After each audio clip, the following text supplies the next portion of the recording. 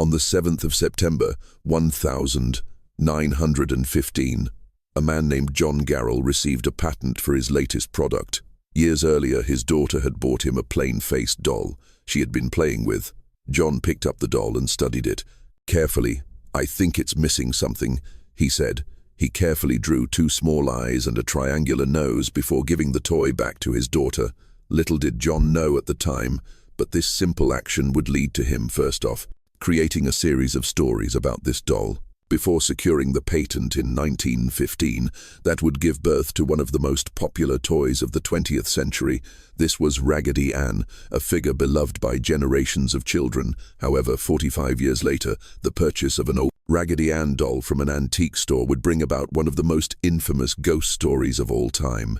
It would involve 2 of the most controversial figures in the field of paranormal research launch a multi-million-dollar film franchise nearly a century after those creation, and even caused a tragic death. So get yourself comfortable, dim the lights, and we'll hit play on the first tape in the library. This is the true story of the most famous demonic doll in the world. This is the story of Annabelle. Deirdre Bernard, a 25-year-old nursing student, must have looked perplexed when she unwrapped her birthday present from her mother to find an old child-sized doll on the verge of graduating and not known to be a keen collector of dolls. The reasoning behind this gift appears to be unknown. When quizzed about her mother's purchase, Deirdre simply said it was just something novel, a decoration. Maybe it was just a random purchase, a fun gift to give to your daughter.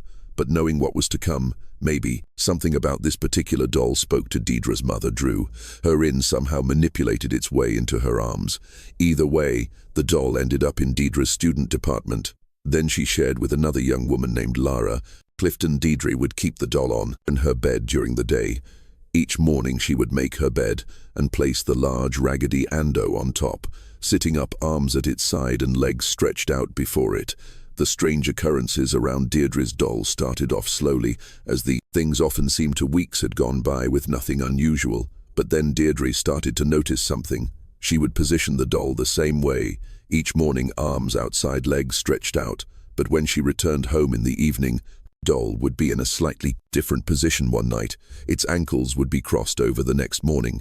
Deirdre would place it back, how she always did, then return at night to find Anne's arms folded in her lap to begin with. Deirdre assumed Lara, or maybe Lara's fiancé Cattle, was playing a joke on her.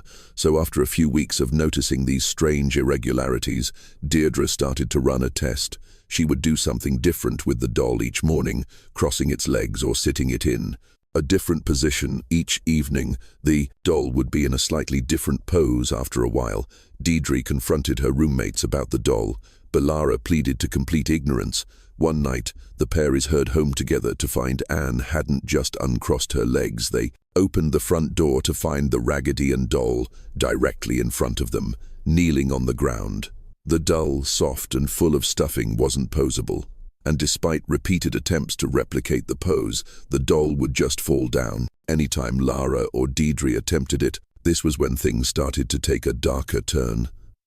Lara and Deirdre started to find notes around the apartment, scrawled in messy, childlike handwriting.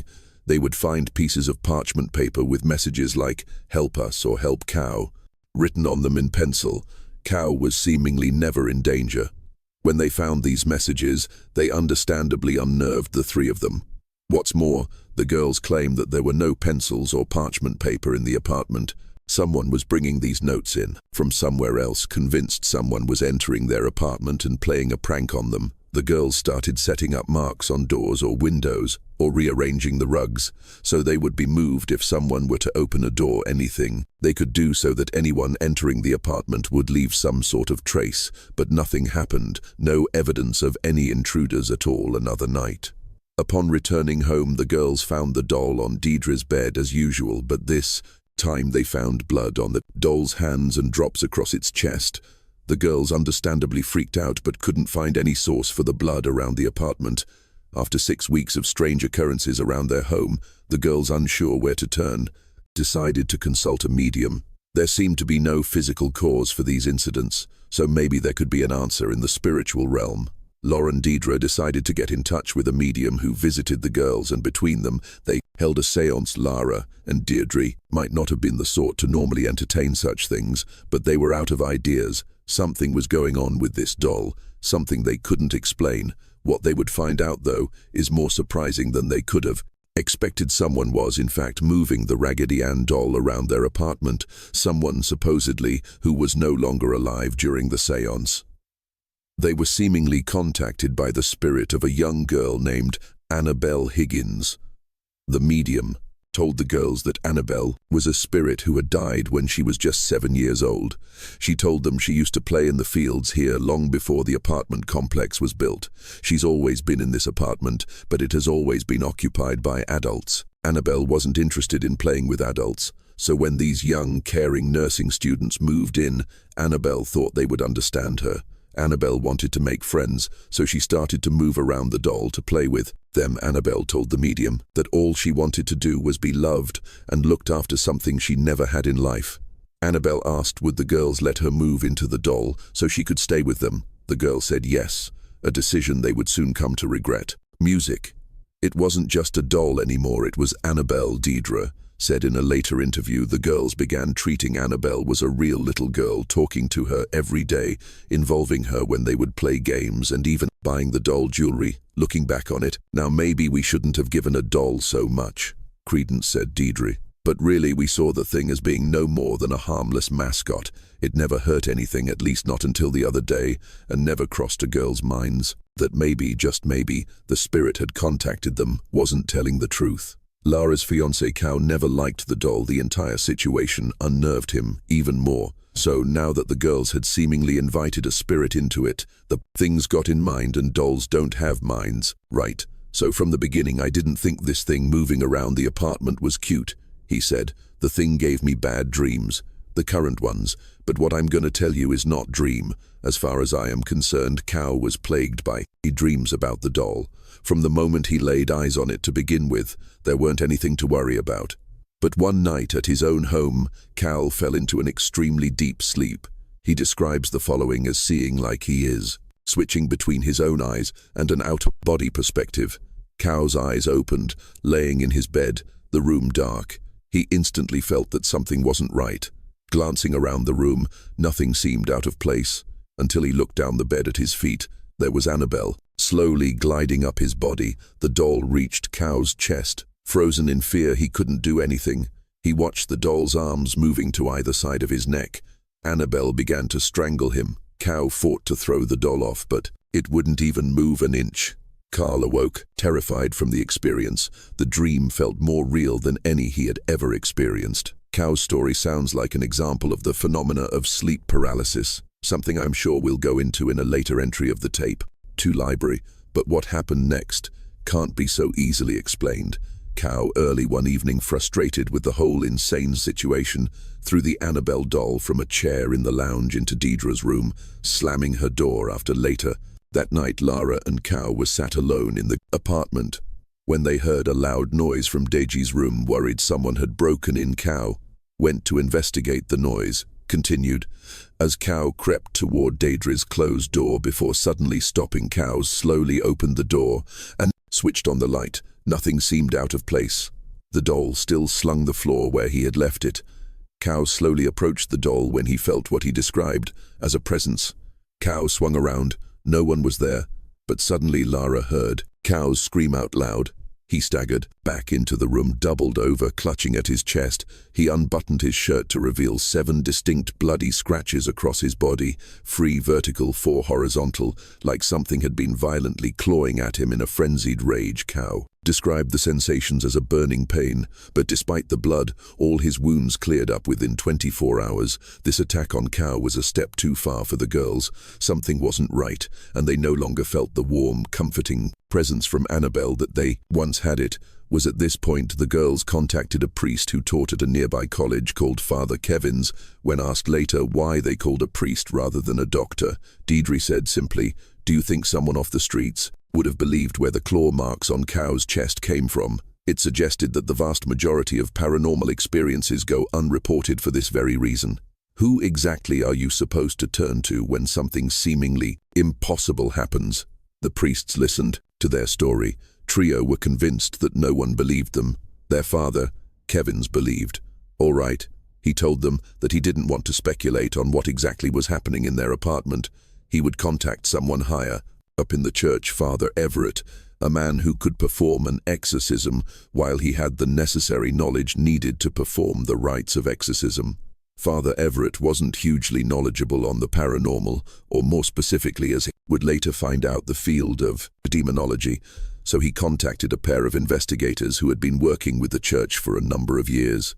This is how Ed and Lorraine Warren became involved in the tale of Annabelle, arguably the most infamous paranormal investigator of all time. Ed, a self-proclaimed demonologist, and Lorraine, his clairvoyant wife, have been involved in supposedly thousands of investigations. Most famously, the incidents in Amityville and Enfield. The pair made a name for themselves on the lecture circuit, telling incredible tales of their battles with nefarious spirits and demonic entities. Ed and Lorraine are two controversial characters, often outright called con artists, but for years they didn't make money from their investigations and dedicated their lives to this single pursuit. If they were con artists, as so many have said, they were dedicated ones at that. Reading a demonologist, Gerald Brittle's book on the Warrens inspired this entry into the tape library. Stories contained within are as terrifying as they are unbelievable at times. It's hard not to get the impression the Warrens had a flair for the dramatic, but the Warrens lived their story. They recorded film and photographic evidence. They interviewed countless witnesses to the paranormal. The Warrens saw these paranormal experiences through the lenses of devout Catholics, and as such, Ed in particular saw himself engaged in a battle between good and evil. The Warrens would go on to inspire the battle between good and evil. Hugely successful Conjuring series, something that would turn them into a household name for an entirely new generation. The Warrens spoke with Deidre, Lara, and Cow at length before Father ever arrived, pushing for any possible rational explanation for the experiences within the apartment.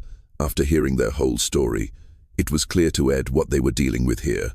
The girls had given this entity the recognition it desired, had given it further power through the doll, and in Cow, he had seen an obstacle to its plans that it was desperate to remove. But ghosts, human spirits plain, and simply can't bring on phenomena of this nature. Ed told them. He then revealed that what they had brought into their home was something demonic. When Father ever arrived, Ed laid out the entire story for him. Ed is quoted as telling Father Everett, a spirit, in this case, an inhumane demonic spirit, began moving the doll. Once it aroused the girls' curiosity, they made the predictable mistake of bringing in a medium who took matters a step further, communicating through the medium. The entity preyed on the girls' emotional vulnerabilities, and during the séance managed to extract permission from them to go about his business. Permission, or welcoming a demonic entity in, is, according to Ed, an important part in the entity being able to influence more of our world. It aroused fear through the weird movements of the doll. It brought about materialization of disturbing handwritten notes. It left a residue of blood on the doll, and ultimately it even struck the young man. Ed made it clear there never wasn't Annabelle Higgins, and the doll was not possessed. The entity was simply using it as a device. Lorraine consent the presence. It was in the apartment with them. As they spoke, Ed offered to provoke the demon to provide the priest with evidence. But Father Everett, already stunned by what he had heard, politely declined. "Why don't I just do what needs to be done?" said the priest. The priest performed the ritual and blessed everyone present without issue. Lorraine could feel the presence of the entity was lifted. Their work was done, but as they went to leave, despite Ed's proclamation, the doll was not possessed. Deidre begged them to take the doll. The Warrens have their own museum of the occult in their home that is filled with items from their investigations, so they were only too happy to take Annabelle home. But despite what Ed may have claimed, this doll appeared to carry something with it. The horrors that Annabelle brought about hadn't ended. It was now on the move. Placing the doll in the back seat, the Warrens began the long drive home in their new car. It was only once they were on the road that Lorraine became aware of an aura of what she described as vicious hatred. At each dangerous curve on the dark country lanes, the car began to stall, causing the power steering and brakes to fail. After the Ferdinary accident, Ed pulled up to the side of the road and doused the dog in holy water. There were no more incidents on the drive. After that, when they got home, the Warrens had a taste of what Lara and Deidre had been experiencing. The doll would appear in various rooms. Locked doors didn't seem to stop its teleportation, and Ed even reports seeing the double levitates a black cat would often appear in Ed's office, fascinated with his belongings, especially Annabelle. As quickly as the cat would appear, it would vanish again. The doe appeared to have a stronger aversion to priests, supposedly. Lorraine heard loud growls that reverberated around the house. She could find no sources for the sounds, but coincidentally, they appeared to have coincided with 2 back-to-back calls from Father Kevin.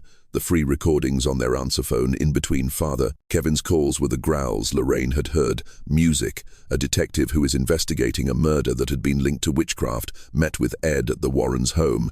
Ed went upstairs to take a phone call and told a detective to feel free to look around the museum.